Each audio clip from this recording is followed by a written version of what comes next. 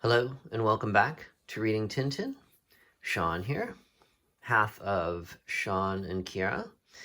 And before we begin, I'd just like to ask you to hit the like button if you like these videos, or the subscribe button, or both, as I do intend to get through all 24 volumes.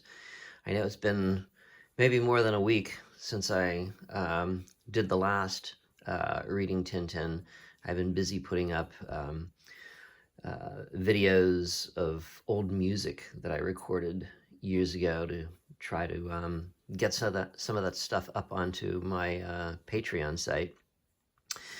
And speaking of which, if you're interested in comics and music and other art-related things, then please visit our Patreon site, patreon.com/Sean and Kiara, and consider becoming a member. You'll get advance access to videos and exclusive access to PDFs of finished comic art as I continue to work on several projects.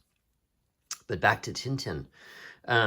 So I'm excited about this one. The Secret of the Unicorn,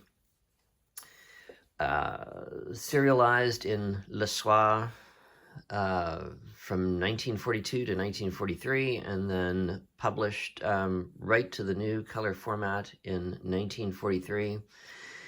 And Tintinologists, I guess they call themselves, sort of see Hergé's Tintin arc or Tintin career as a sort of a three-part arc with a beginning, a middle, and an end period, and the middle period being sort of the peak of Tintin books. And Secret of the Unicorn is often considered the beginning of that middle period, that peak period. And so that goes from the 1940s into the 1950s. And those books that came out during that time are really kind of like the classic Tintin volumes. When they were being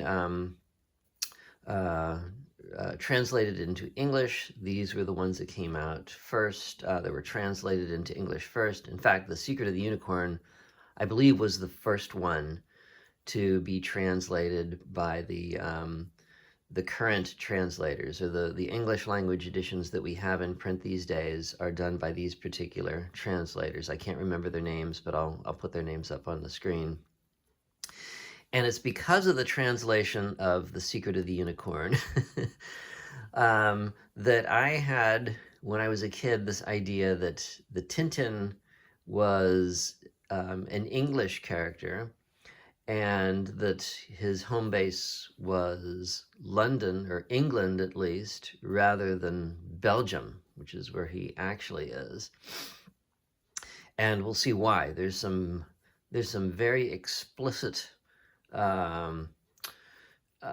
evidence in this book which would have led me to come to that conclusion, aside from the fact that the English language translation is translated into more of a British idiom than an American idiom. Some of the things that he says, his idiom, his turn of phrase, and so forth, it's not the kind of thing that Americans would say. So as I was reading him, I would hear his voice with a British accent. Okay, here I have my paperback copy and my hardcover French language copy from Castamon, and the paperback we see is from Methuen, which was the British publisher for a long time, and this was the publisher that would have put out the current English language translations. It was also the Canadian publisher at that time, and this and The Cigars of the Pharaoh were, I think, probably the first two volumes that I got as a kid. They're my oldest ones, and they're in the worst shape. It's about ready to fall apart. It's not quite as bad as Cigars of the Pharaoh, where I actually went and bought a new paperback version. I might have to get one for this as well. As we read it, the pages might start falling out. So, but It's well worn, well read. The pages are yellowing, all the signs of a well read book. But I'm going to keep the French language version on hand here as we compare some things. So let's just jump right in. So we start off with Tintin encountering Thompson and Thompson in a street market. And this would have been, I believe there was a street market that this was based on that was in the neighborhood that Hergé lived, and was a street market that he would have frequented. And Thompson and Thompson are buying a bunch of walking sticks, a bunch of canes. And as they're asking how much for it, they're haggling with the vendor, and they're haggling using English currency. So he says, how much? A pound for the lot. Thompson replies, 60 pence. And even the vendors reply, 80, but I'm robbing myself. I'm robbing myself, you know. You can hear the English accent there. And I think maybe I gotta scan through these faces here. I don't see them. I think maybe Hergé liked to insert himself and his collaborators in scenes like this. I don't see any of them there. We'll take a look at the other pages. Yes, this person here, I believe, is one of his collaborators. I think he was a playwright, and I believe he appeared in one of the other volumes, and I mistakenly identified him as Jacques Martin, who did work on some of the later Tintin volumes, and then went on to be a cartoonist of his own.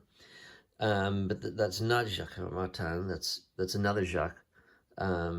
Melkbeck, I believe. I'm probably getting that name wrong. I'm not good with the. I know a little high school French, but I don't know.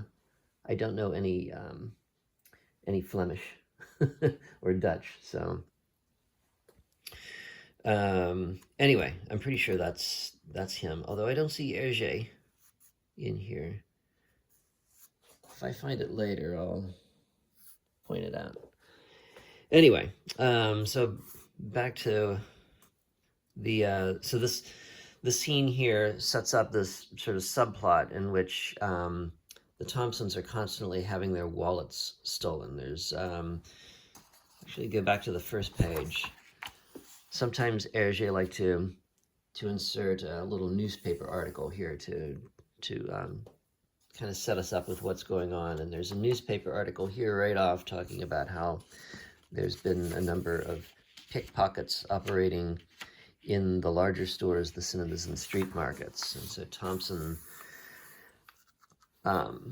realizes that his wallet's been stolen, and then the other Thompson realizes that his wallet's been stolen as well.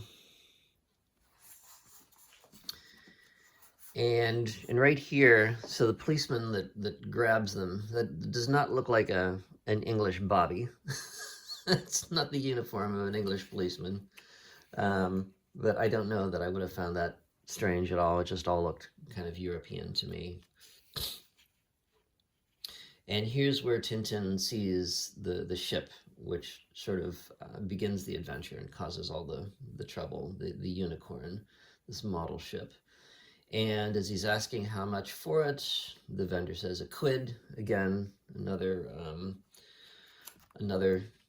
English currency. And then as they begin haggling over pence, 80 pence. And then along comes two of the other minor characters in the story that are both vying for this ship. They're trying to buy the ship. And when they realize that Tintin has already purchased it, they try to buy it from him, and they argue over, they begin bidding against each other for it. But Tintin walks away with the model ship. And no sooner does he get home, but one of them appears at his door and really begins twisting his arm, figuratively, trying to persuade him to sell him the ship. And when Snowy knocks over the ship and breaks the mast, this is going to lead to Tintin finding one of the important clues of the story. And here we're in Tintin's flat again. This is before the captain moves into Marlinspike Hall, and or Moulinsart, which was the French version, the French name. And in fact, it's in this adventure that we're introduced to Marlinspike Hall, although it is not the captain's estate. It's not his home just yet. Captain has his own flat nearby, which we will see. And he sees the ship, and he's immediately excited. He rushes Tintin over to his place to explain why he was so excited to see the ship. And as they get there, he shows them a painting. Tintin asks, "Is that you?" And he says, "No, it's one of my ancestors, Sir Francis Haddock. He lived in the reign of Charles II."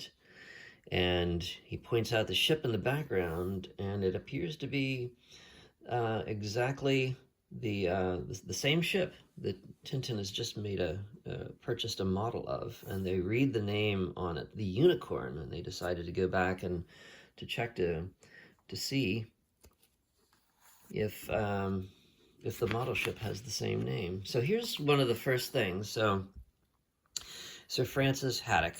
An very English sounding name. And in fact, Captain Haddock in the French version, his name is still Haddock. And I think that Hergé might have intended him to be an English sailor, even though he was living in Belgium, or maybe, English in ancestry. But let's compare this page to the French, which we'll be doing in a few instances here. There we go.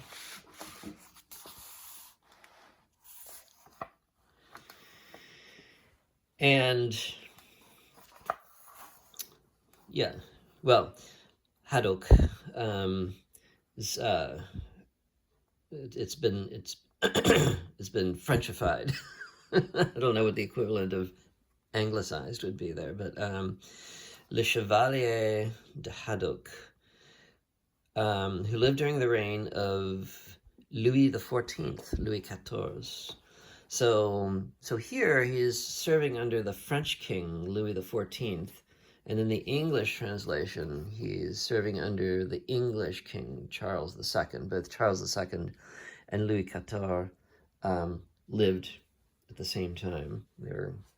They were contemporaries and rivals as well. And we see, let me see if we can see this here. It's funny, I see the blue flag on the Unicorn there. It's hard to see, it's so tiny. There might be the flag with the French fleur de lis, the lilies that you see on these old French flags. And on the English version, the flag has been just completely whited out. There is no color on it. So we'll compare the flags on the ships again later. Okay, so our first clue that the English translators intended Tintin to be English. So Tintin returns home and finds that his model has been stolen, and he suspects this fellow, Ivan Ivanovich Sakharin, the collector who visited him earlier. And so he goes to pay a visit to Mr. Sakharin, and he comes into his flat and he finds what appears to be the unicorn there, and he accuses Sakharin of stealing the unicorn, but then Sakharin explains that no, actually it's his, and that he was amazed to see an exact copy of his own ship in the market, and that's why he wanted to buy it so badly. And Tintin says, well, there's a way of proving if it's yours or mine. Mine has a broken mast. He goes to examine it and finds that the mast has not been broken. Sakharin is telling the truth.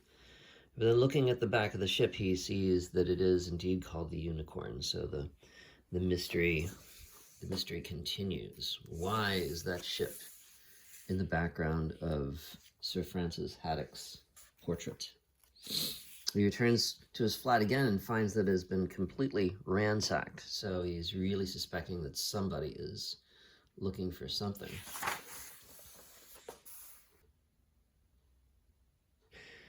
While the Thompsons are visiting Tintin the next morning, they realize that their wallets have been stolen once more. And that's interesting there. They come in. Oh, I see. In the scene here, they've got they've clearly been beaten up. They each have a black eye, and Tintin asks them what's happened, and he said, "Well, we've been in a scuffle in the old street market." And when they appear here in this panel, they're turned in such a way that you don't see their black eyes. They just have them on one side of their face. So it's actually a kind of interesting. It's a neat way of doing it. Tintin would, Hergé would end these pages kind of as a cliffhanger, because they would appear in installments, in episodes, in short episodes in the soir, and so you would have to wonder what happens the next time. So you don't see their faces until the next page here.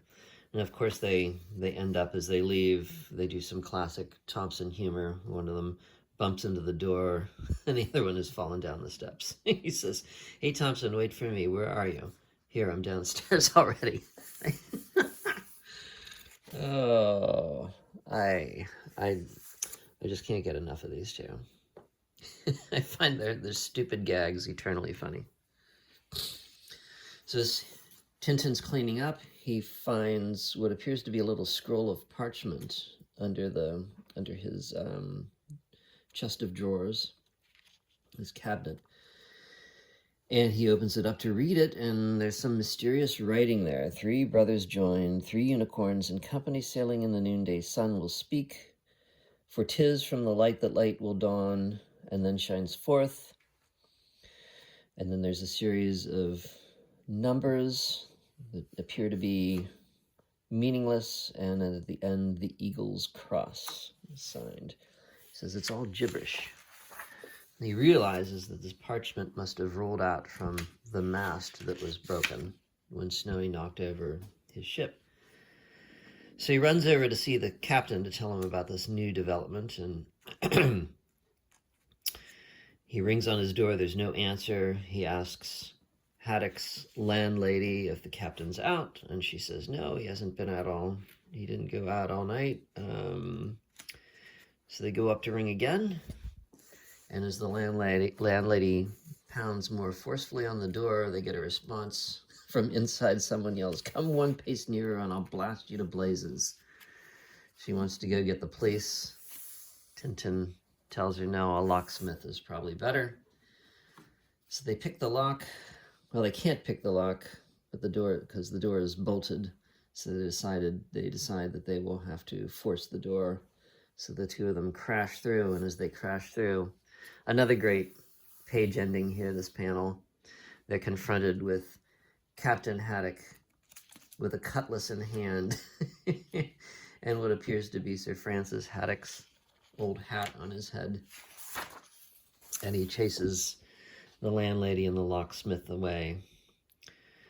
And he comes back into his to his old self again, and he tells Tintin that he's been up all night reading the journals of his ancestor, the journal of Sir Francis Haddock, and it was such a rollicking story that he's just got caught up in it. He got caught up in the moon. We see some of his oaths. "Avast you dogs, sea gherkins, baboons, buccaneers, filibusters, bagpipers, gallows fodder." When I was a kid, I used to love this kind of stuff. So he's there drinking some rum. He's probably been up all night. One wonders how many bottles of rum he's gone through. Or whiskey, maybe. And he tells Tintin to sit down. He's going to tell him the story that he's just read.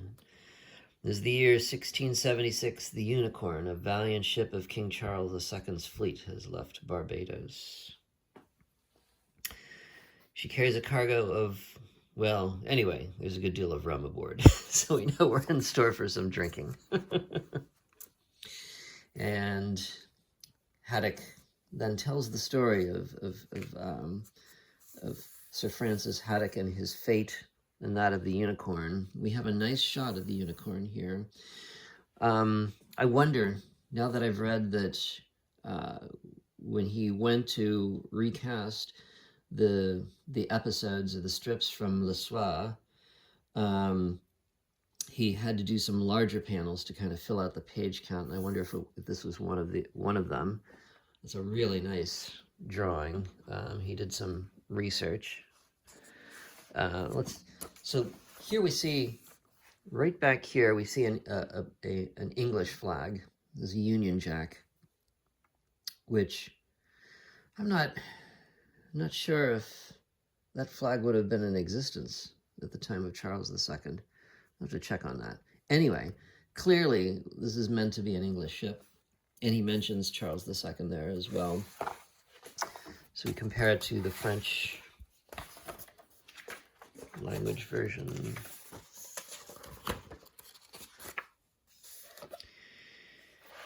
And here we see the fleur-de-lis flag behind here, and he mentions Louis XIV again. So yes, clearly they're switching the French for the English here. Okay, back to the yellowing pages of my English version.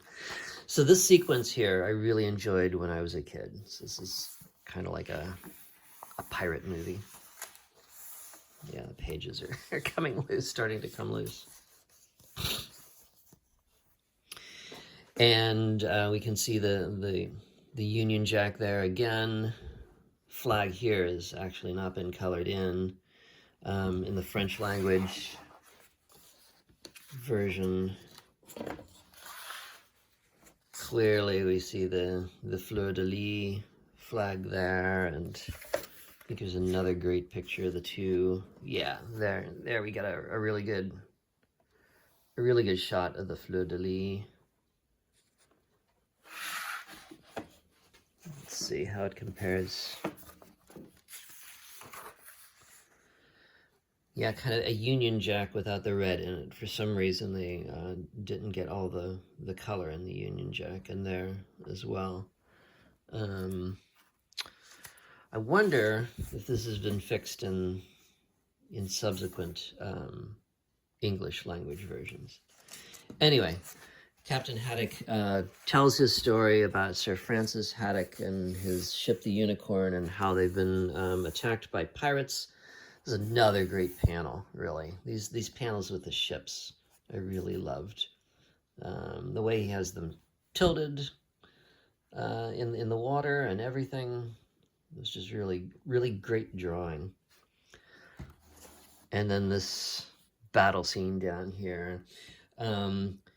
Hergé would become really great at these kinds of scenes where you'd have many, many people.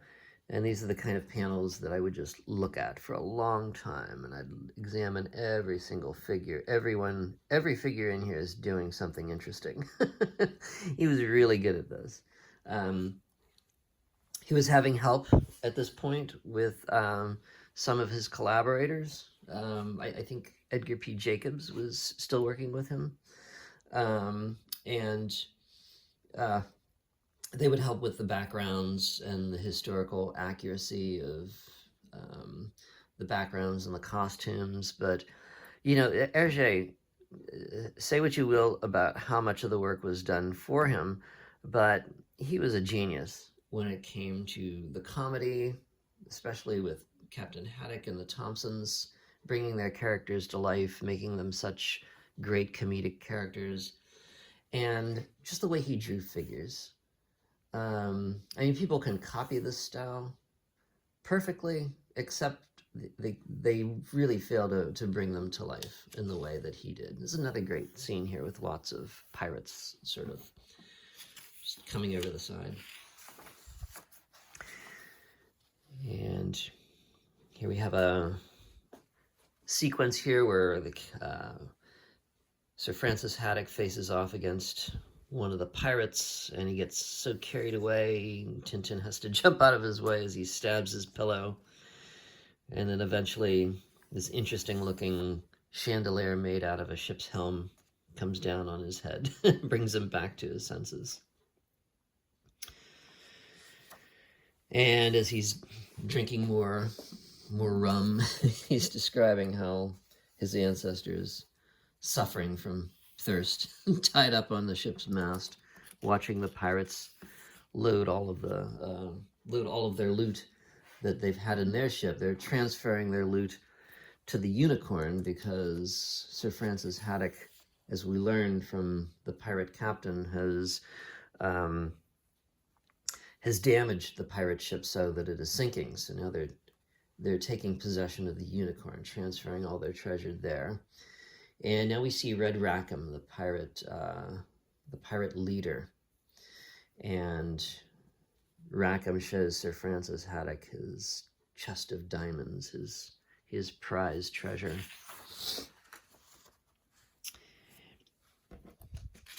And he says that he's going to,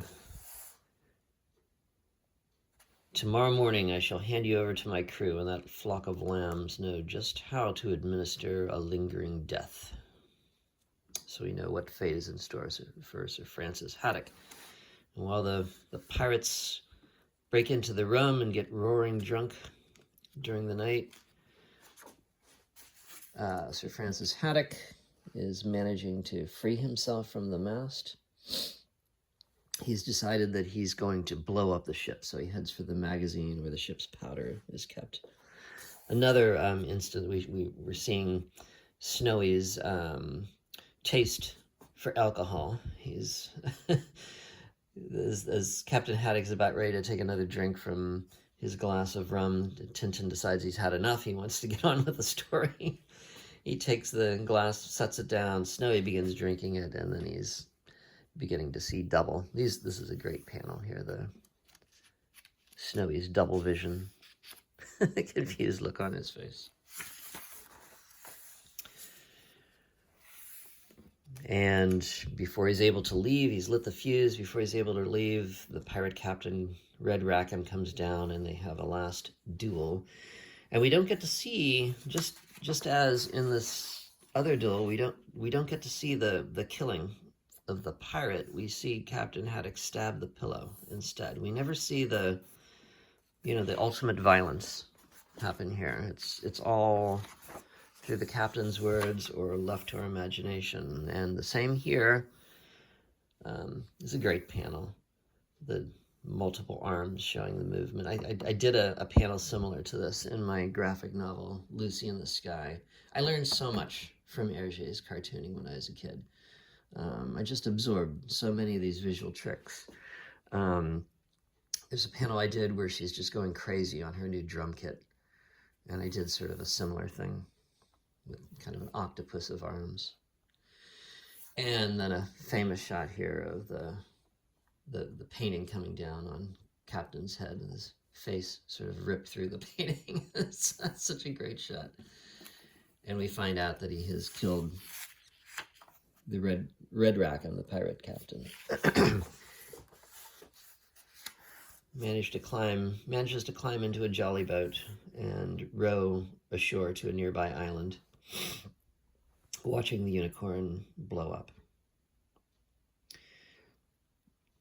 And at that point, Tintin realizes what that parchment is for. The parchment evidently somehow tells them where the treasure, where the Unicorn was when it blew up. So the treasure must be there somewhere, either in the sea or maybe Captain Haddock took it, or not Captain Haddock, Sir Francis Haddock took it with him.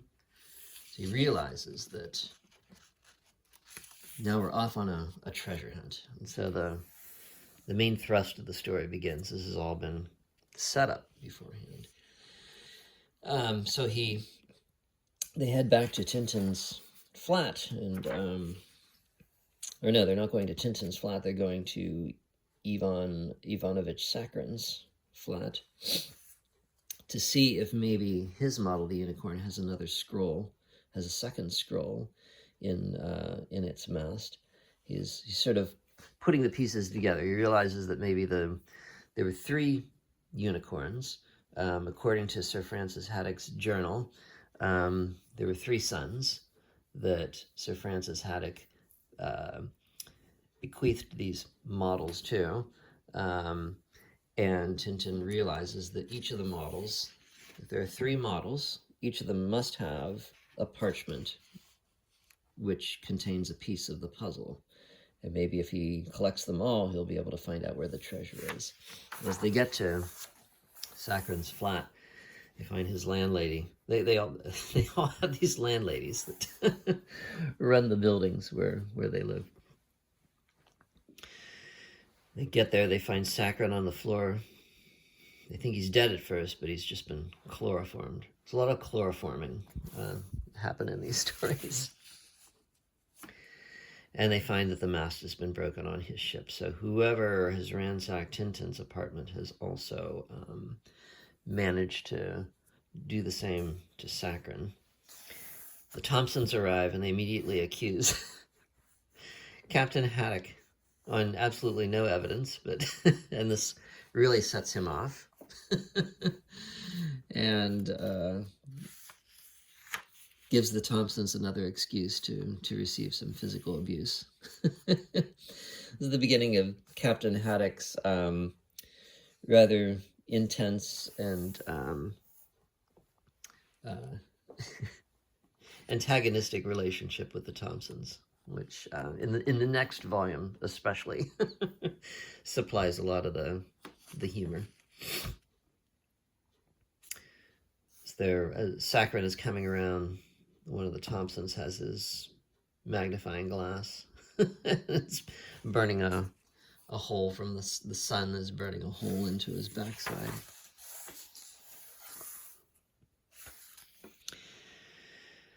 And the scene also gives the Thompsons an opportunity to demonstrate to Tintin their ingenious scheme of keeping their wallets safe. He reaches in to grab his wallet and finds that it's on a piece of elastic. He's very proud of having come up with this. As they return to Tintin's flat, they find the man with the mustache and the blue suit that originally tried to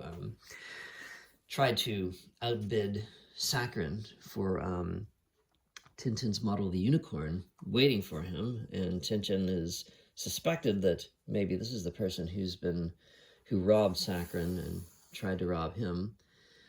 As they prepare to go up to his flat, however, a car drives by, and here we have a drive-by shooting, some real violence in the story. And they shoot the man as he's about ready to enter, and the man's dying words before he passes out, he's not dead yet, he faints, but before he does, he points to some birds on the sidewalk as sort of a clue. Tintin's asking him, who's done this to you, who wanted to kill you? And he points to these birds.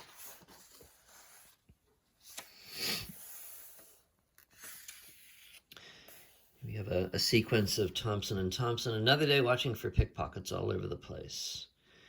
And as they're standing there on the sidewalk, we see a hand reach out to try to grab Thompson's billfold. And of course, this time it's on a piece of elastic. So they found the pickpocket. They found the thief.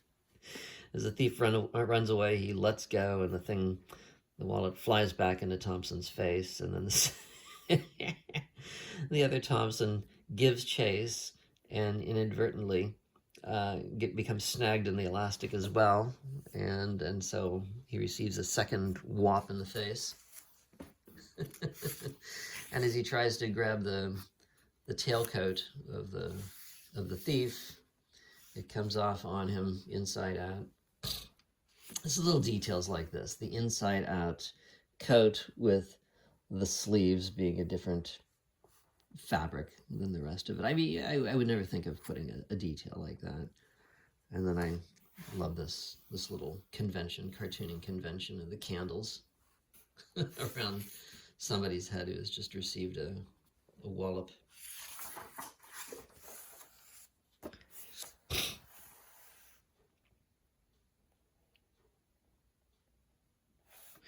So Tintin and Captain Haddock go to see the Thompsons, who have managed to find his wallet. They found it in the coat of the thief that they encountered the night before. As Captain sits down on the chair, he accidentally sits on one of the Thompsons' hats. As I said before, this is another running gag where the Thompsons are always getting their hats ruined. This time, however, Captain is a little embarrassed at having done so.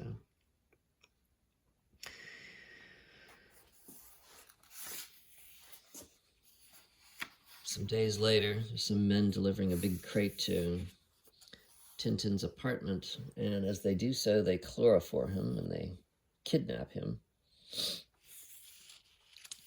The landlady doesn't realize what's happening. Captain Haddock has come to visit. They see Snowy up on the up in Tintin's window, barking like mad. They wonder what's up with him. He jumps down and gives chase to the truck. They can't understand why Snowy is acting that way. Captain Haddock realizes that Tintin's not in his room. So we see Snowy evidently has been chasing the van, and he's now out in the country. The next morning, Tintin wakes in a strange place. It seems to be some kind of vault with arches, sort of Romanesque arches and pillars. And as he's wondering where he is, a voice seems to come from nowhere. And he says, "Who am I? I'm the ghost of the captain of the Unicorn. Ha ha ha ha ha." But he realizes that there's a little intercom by the door to the place. The voice says that they will keep him imprisoned there and until he has revealed to them what he has done, where he has hidden the 2 parchments that Tintin has stolen from them. So evidently, Tintin realizes that his captors are after the same thing, but they don't have 2 of the parchments, and they believe that Tintin has stolen them from him. So the mystery continues. Snowy, meanwhile, is still following the van and the trail of the van in the rain and the mud, and becomes even more muddy as the car comes by. Tintin has devised a plan in his mind how to get out of his prison. Snowy gets covered in more mud after he takes a bath in a creek. He comes right back up, and a car goes by and covers him in mud again. Tintin is sort of taken a wooden beam that he's found somewhere in his sheet and is using it as a battering ram. He's managed to hook it, to bring the sheet up around this hook, in which he can swing the beam against the wall, hoping to bust a hole through the brick wall. And as he's doing so, his captors, whoever they are, upstairs,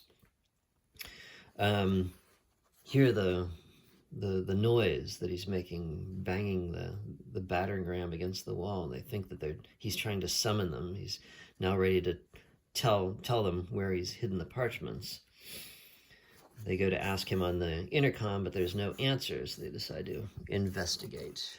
They head down. Just as he's crashed through, he finds another section of the vault, in which lots of antiques have been stored, it looks like, or a big collection of stuff. Just as the 2 men come through, they see him vanish through the hole, and they give chase.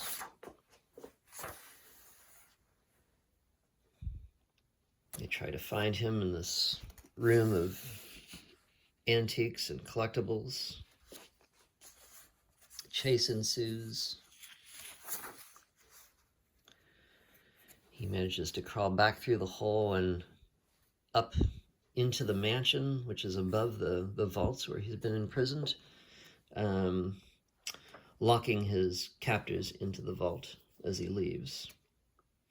And as he comes up into a room that looks kind of like a study, he finds a telephone, and near the telephone is a letter, and here we come to the the next clue of our English language translation. And on the letter is addressed to his two captors, and so he realizes that the man in the blue suit was pointing out the birds on the sidewalk as a way to identify his employers. Their last name is Bird, Messrs. M&G Bird, antique dealers, Marlinspike Hall. We have the name of the place where Tintin is currently.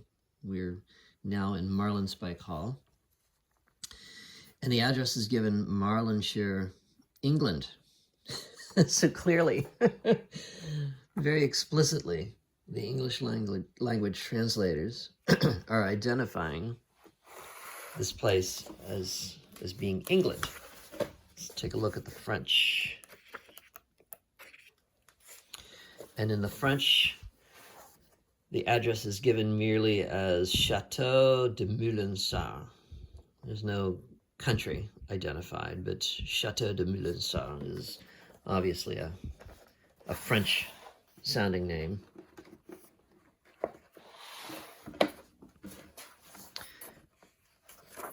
And next we're introduced, so not only are we now introduced to Marlinspike Hall, which plays a very important role in the adventures to come. This becomes Haddock's home base. But we also are introduced to another important character, the butler of Marlinspike Hall. Nestor makes his first appearance. And at this point, Nestor is working for the Bird brothers and sees Tintin as an enemy. They have a scuffle. Tintin knocks him on the head.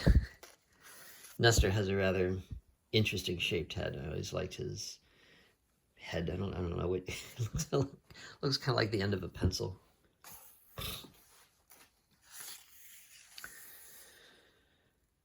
So the Bird brothers have managed to escape from the basement vaults. They enter the hall. They ask Nestor where Tintin is gone. They realize he's been hiding behind the door. Another chase ensues. He manages to trip them up as they're coming down the stairs by sticking a pole arm into their path. He runs out onto the grounds of Marlinspike. The Bird brothers take out their dog Brutus to sniff him out. The dog breaks free. He's chasing after Tintin, gets snagged by a branch, but then Tintin runs into a tree himself, kind of stuns himself. Eventually, Tintin manages to capture the Bird brothers and is leading them back to Marlinspike Hall. Nestor sees this out of a window, and as they're walking under a window, he whacks Tintin in the head with some sort of pole that he's found. He realizes he didn't get him hard enough, so he whacks him again, but he manages to hit one of the Bird brothers. Just as the other Bird brothers, taking charge of Tintin, Snowy manages to appear covered in mud, bites the hand of the Bird brother. It's holding the gun, just giving Tintin enough time to deliver a right and a left, knocking them out. And then who should come around the corner but Captain Haddock, As Tintin jumps for joy, the captain pulls a bottle of whiskey out of his pocket and appears to be attacking Tintin. Nice, again, a nice end of page cliffhanger. This is just ingenious the way he set up these pages like that. But it's one of the Bird brothers that he's aiming at who has revived behind Tintin and was about ready to pull his gun on him. The Thompsons come on the scene. They have Nestor in handcuffs.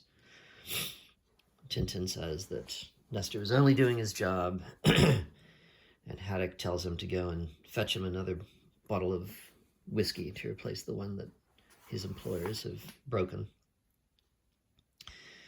And we see the Thompsons have now decided to keep their wallets attached to them using chains instead of elastic.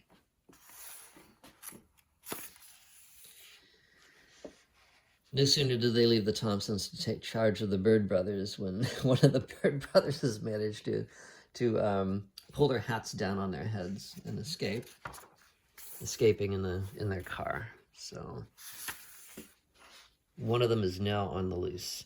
And here we have a few panels where we get a lot of explanation of what has been happening in the story.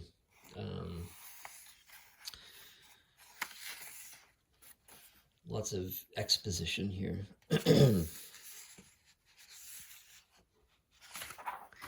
And more hat humor, pulling the hats off their heads as they do so.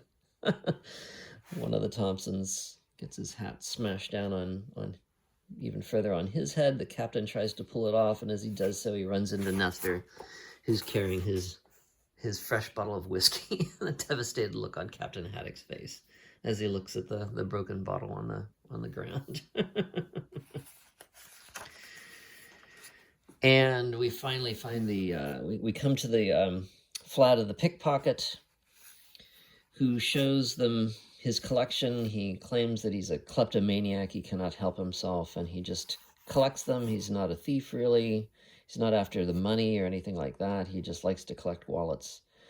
And so Tintin decides to try under the bees for Bird, and he finds the wallet that the two parchments were in that the Bird brothers thought Tintin had stolen. So now he's got the two parchments, the two missing parchments.